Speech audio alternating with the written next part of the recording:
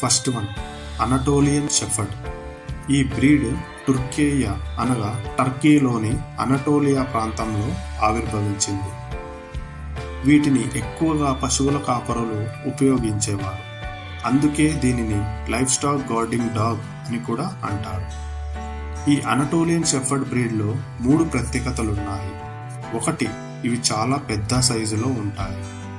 So ఈ size అనేది ఆ పశువులను అటాక్ చేయడానికి వచ్చిన అడవి జంతువులు, ఏవైనా తోడేళ్ళు, అడవి కుక్కలు నుండి కాపాడటానికి ఉపయోగపడుతుంది.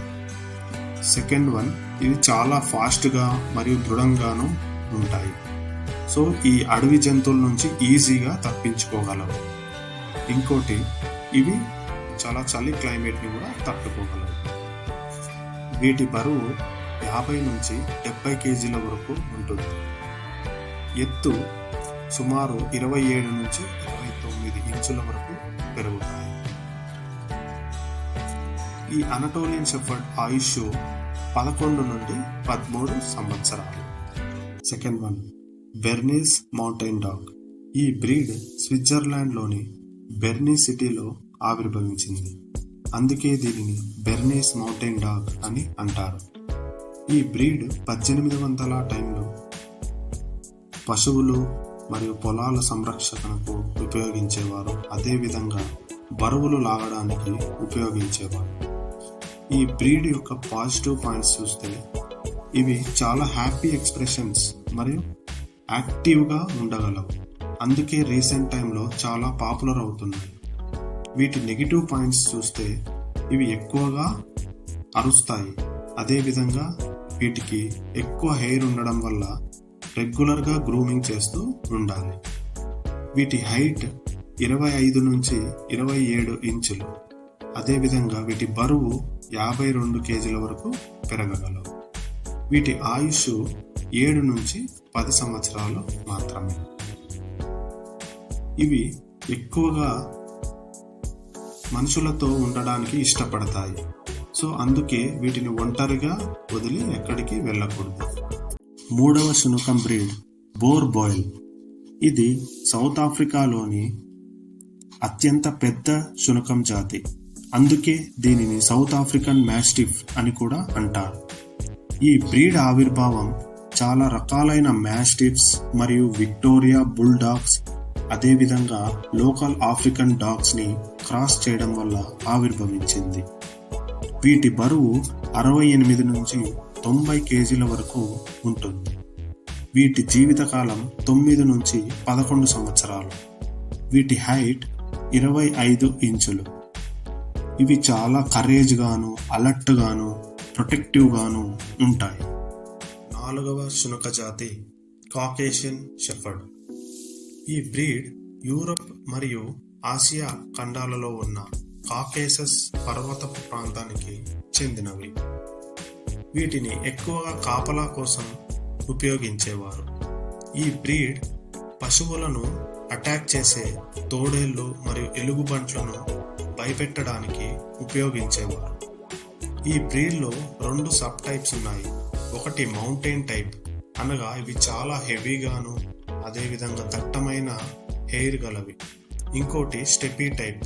ఇవి మౌంటైన్ టైప్ కంటే కొంచెం చిన్న సైజులో ఉంటాయి. వీటి హైట్ 24 నుండి 30 ఇంచుల వరకు ఉంటుంది. వీటి బరువు 60 నుండి 80 కేజీల వరకు ఉంటుంది. వీటి ఆయుష్ 10 నుండి 12 సంవత్సరాలు. 5వ పెద్ద శునకం గ్రేట్ డేన్. ఈ బ్రీడ్ జర్మనీకి సంబంధించినది. కానీ చాలామంది దీని పేరులో డేన్ ఉండడం వల్ల డెన్మార్క్కి సంబంధించిన బ్రీడ్ అని అనుకుంటారు. కానీ అది తప్పు. ఇది జర్మనీకి సంబంధించిన బ్రీడ్. అదేవిధంగా ఇది నేషనల్ అనిమల్ ఆఫ్ జర్మనీ కూడాను. ఈ బ్రీడ్ చాలా పురాతనమైనది. ఈవెన్ ఈజిప్టియన్స్ ఆర్ట్లో కూడా 3000 BCకి ముందే ఈ బ్రీడ్ని పొందుపరిచారు. వీటిని అడవి పందులను వేటాడడానికి ఉపయోగించేవారు. ఇవి టాలెస్ట్ డాగ్ బ్రీడ్. ఈ గ్రేట్ డేన్కి సంబంధించిన జీవ్స్ అనే శునకం టాలెస్ట్ డాగ్ ఆఫ్ ద వరల్డ్గా గిన్నీస్ రికార్డు కూడా సాధించింది.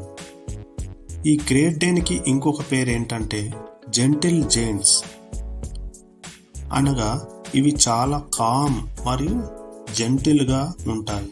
అంటే ఇవి చిన్నపిల్లలతో కానీ అదే వృద్ధాప్యంలో ఉన్న పెద్దలతో కానీ చాలా స్నేహపూర్వకంగా ఉంటాయి. వీటి హైట్ 30 నుంచి 34 ఇంచుల వరకు పెరుగుతాయి. వీటి బరువు 70 నుండి 90 కేజీల వరకు పెరుగుతాయి. కానీ వీటి ఆయుష్ మాత్రం కొంచెం తక్కువే అని చెప్పుకోవాలి. కేవలం 8 నుంచి 9 సంవత్సరాలు మాత్రమే బతకగలవు. 6వది ఐరిష్ వుల్ఫ్ హౌండ్. ఈ బ్రీడ్ ఐర్లాండ్ దేశానికి చెందినది. వీటిని రాజులు మరియు ధనికులు జింకలు, అడవి పందులు, అతి ముఖ్యంగా తోడేళ్లను వేటాడటానికి ఉపయోగించేవారు. అందుకే వీటిని వుల్ఫ్ హౌండ్ అని అంటారు. ఇవి అప్పుడప్పుడు గ్రేట్ డేన్ బ్రీడ్ కంటే ఎక్కువగా హైట్ పెరగగలవు. ఎప్పుడైతే ప్రపంచం అభివృద్ధి చెందడం స్టార్ట్ అయిందో ఈ తోడేళ్ల జాతి ఎక్స్టింక్ట్ అవ్వడం మొదలయ్యింది. అదేవిధంగా ఈ ఐరిష్ వుల్ఫ్ హౌండ్ అనే బ్రీడ్ కూడా క్రూరత్వం నుండి స్నేహపూర్వమైన బ్రీడ్గా మారడం స్టార్ట్ అయ్యింది. ఇవి 30 నుండి 32 ఇంచులు అంటే దాదాపు గ్రేట్ డేన్ యొక్క హైట్ పెరగగలవు.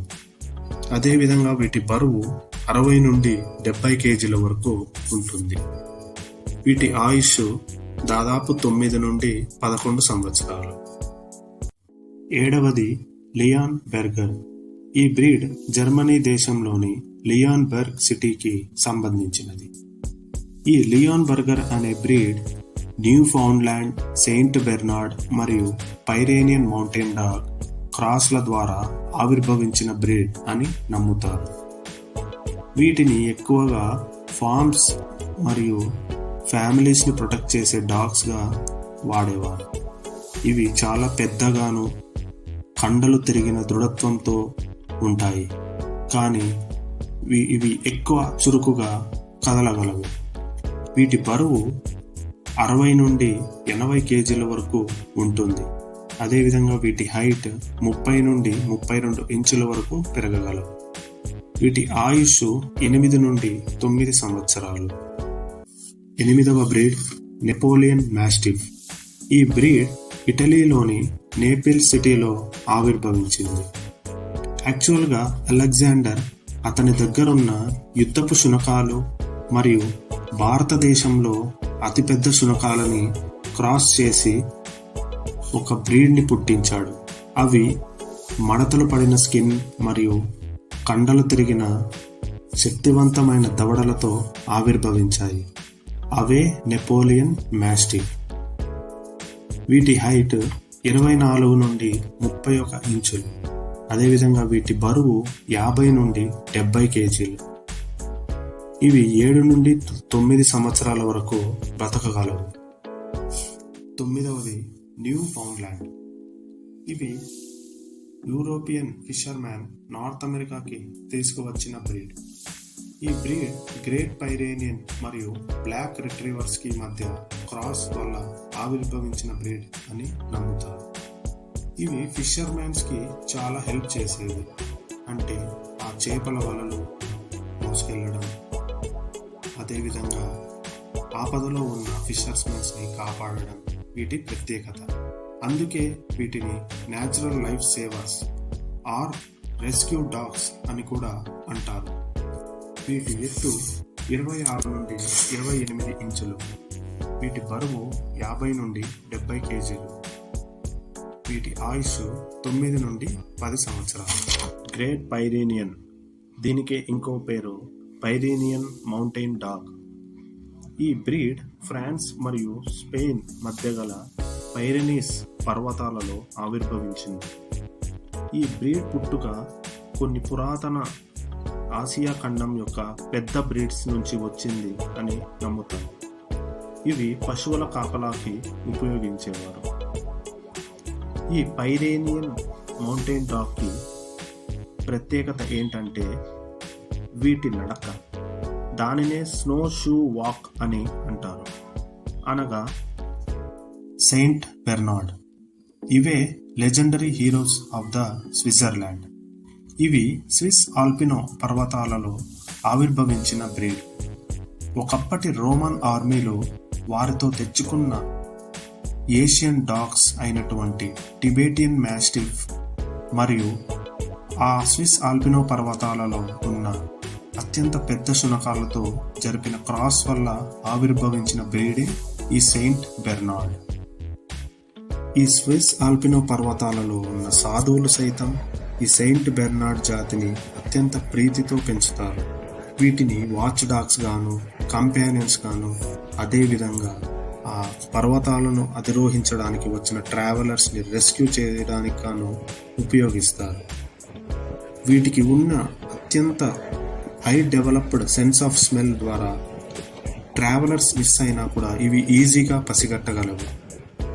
వీటిని నానీ డాగ్స్ అని కూడా అంటారు, ఎందుకంటే వీటికి చిన్నపిల్లలు అంటే అత్యంత ప్రేమ. ఇవి 27 నుండి 30 ఇంచుల దాకా పెరగగలవు. వీటి బరువు 70 నుండి 85 కేజీల వరకు ఉంటుంది. వీటి ఆయుష్ చూస్తే కొంచెం తక్కువ, 8 నుండి 10 సంవత్సరాలు. Tibetan mastiff. టిబెట్ విడిపోయినందువల్ల ఈ బ్రీడ్ యొక్క ఆవిర్భావం కూడా కనుమరుగైపోయింది.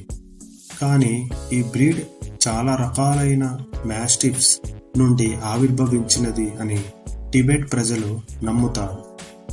ఈ బ్రీడ్కి సంబంధించిన చిన్న కుక్కపిల్ల క్వీన్ విక్టోరియాకి గిఫ్ట్ రావడం వల్ల ప్రపంచం మొత్తం పాపులారిటీ సంతరించుకుంది. ఇవి చాలా పెద్దవిగాను, అదేవిధంగా సింహానికి జూలు ఉన్నట్లు ఈ బ్రీడ్కి కూడా చాలా జూలు ఉంటుంది. అందుకే వీటిని సింహపు కుక్కలు అని అంటారు. వీటిని ఇప్పటికీ కూడా ఎస్టేట్ ప్రొటెక్షన్కి మరియు పొలాలకి కాపలాగా ఉపయోగిస్తారు. ఇవి కొత్త మనుషులను అంత సులువుగా నమ్మవు. వీటి హైట్ 24 నుండి 26 ఇంచులు. అదేవిధంగా వీటి బరువు 65 కేజీల నుండి 80 కేజీల వరకు ఉంటుంది. వీటి ఆయుష్ 10 నుండి 12 సంవత్సరాలు. టోసా ఇను. జపాన్లో ఇప్పటికీ డాగ్ ఫైటింగ్ అనేది అక్కడ ఉన్న అందరూ ఆదరించే స్పోర్టీ గేమ్. ఇది 19వ శతాబ్దంలో యూరోపియన్స్ తీసుకువచ్చిన ఫైటింగ్ డాగ్స్ జపాన్ వాళ్ళకి చాలా నచ్చి వేరే పెద్ద డాగ్స్ అయిన బుల్ డాగ్స్, మాస్టిఫ్స్, గ్రేట్ డేన్ మరియు ఇతర పెద్ద జాతులతో క్రాస్ చేసి ఈ టోసా ఇను అనే బ్రీడ్ని ఆవిర్భవించేటట్లు చేశారు. ఇవి చాలా అగ్రెసివ్గా ఉంటాయి. అదేవిధంగా వేరే డాగ్స్ వీటితో అయితే ఏవి పరిచయం లేని డాగ్స్ ఉంటాయో వాటిని ఈజీగా అటాక్ చేస్తాయి. అదేవిధంగా వీటికి వేరే జంతువులు అనగా పిల్లులు, అదేవిధంగా ఇతర పక్షులు నచ్చవు. వీటి బరువు 50 నుండి 100 కేజీల వరకు పెరుగుతాయి. వీటి ఆయుష్ 10 నుండి 12 సంవత్సరాలు.